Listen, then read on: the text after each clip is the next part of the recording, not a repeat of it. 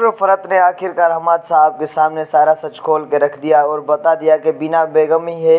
जो इस बच्चे को ज़िंदा रखना नहीं चाहती थी, यानी कि दानिया के बच्चे के पीछे यानी कि बच्चे को मारने की साजिशें बीना बेगम की ही हैं। वो आखिरकार सारे डॉक्टरों को यही कह रही थी कि किसी को कोई भी सच नहीं बताना दानिया की प्रेगनेंसी के बारे में, क्योंकि दानिया का जो बच्चा है उसे भी आखिर पेट में से ही मार देना है, यानी कि ऐसी गोलियां देनी है ताकि वो बच्चा बच ही ना पाए और ज़ाया हो जाए। लेकिन यहाँ पर हमाद साहब जैसे ये सच सुनता है तो हमाद साहब तो उठ खड़ा होता है और कहता है कि बीना बेगम भी ऐसी निकल सकती है, मुझे तो इस बात का अंदाज़ा ही नहीं था। तो वो आखिरकार इस सच को और ज़्यादा डिटेल से देखने की कोशिश करता है कि आखिर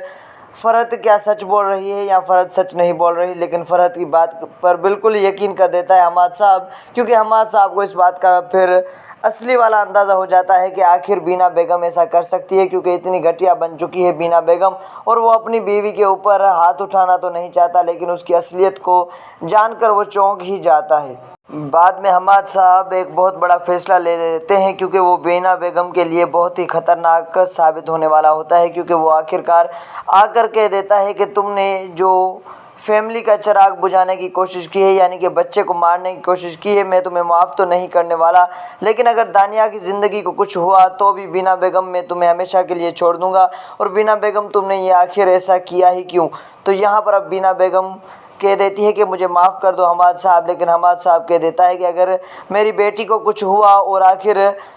इसी बच्चे को कुछ हुआ तो बीना बेगम तुम्हें मैं तलाक देकर इस घर से निकाल दूंगा, क्योंकि तुम्हारा अब कोई काम नहीं है इस घर के अंदर, क्योंकि आखिर तुमने जो बहुत बड़ा फ़ैसला लिया है या गलत फ़ैसला लिया है वो आखिर मुझे पसंद नहीं आया है और इसकी वजह से मैं तुम्हें हमेशा के लिए छोड़ने का फ़ैसला भी कर चुका हूँ। अगर तुम फिर से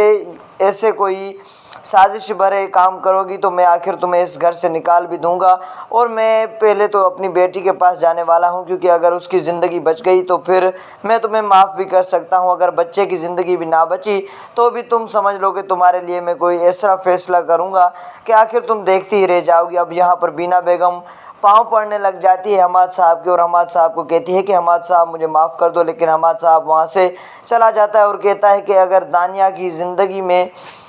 और कोई मुश्किलात आई बीना बेगम आपकी वजह से तो मैं तुम्हें माफ़ नहीं करने वाला हूँ।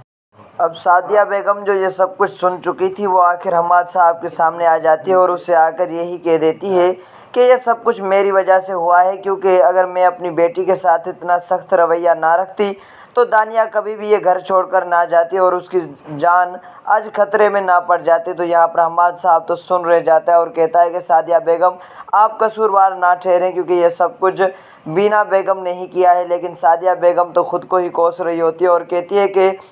आखिर ये सब कुछ जो मेरे सामने हो रहा है ये सिर्फ मुझे तो लग रहा है कि मेरी वजह से ही हुआ है। अगर दानिया को मैं इतना सख्त रवैये के साथ ना पालती और उसे आखिर इस घर से निकलने का ना कहती तो आज मेरी बेटी बिल्कुल ठीक होती और हॉस्पिटल के बेड पर ना पड़ी होती। लेकिन दूसरी जानिब जो वलीद ये सारी बातें सुन रहा होता है हॉस्पिटल के एक कोने से खड़ा हुआ देखकर, क्योंकि वो अपनी सास और अपनी माँ की जो बातें सुन रहा होता है वो तो उससे बिल्कुल ही अंदर से तोड़ कर रख देती है, क्योंकि वो सोच रहा होता है कि आखिर अगर दानिया की जान ना बची तो ये औरतें तो आपस में लड़कर ही मर जाएंगी और हमाद साहब तो दोनों औरतों को इस घर में रखने वाला नहीं है, क्योंकि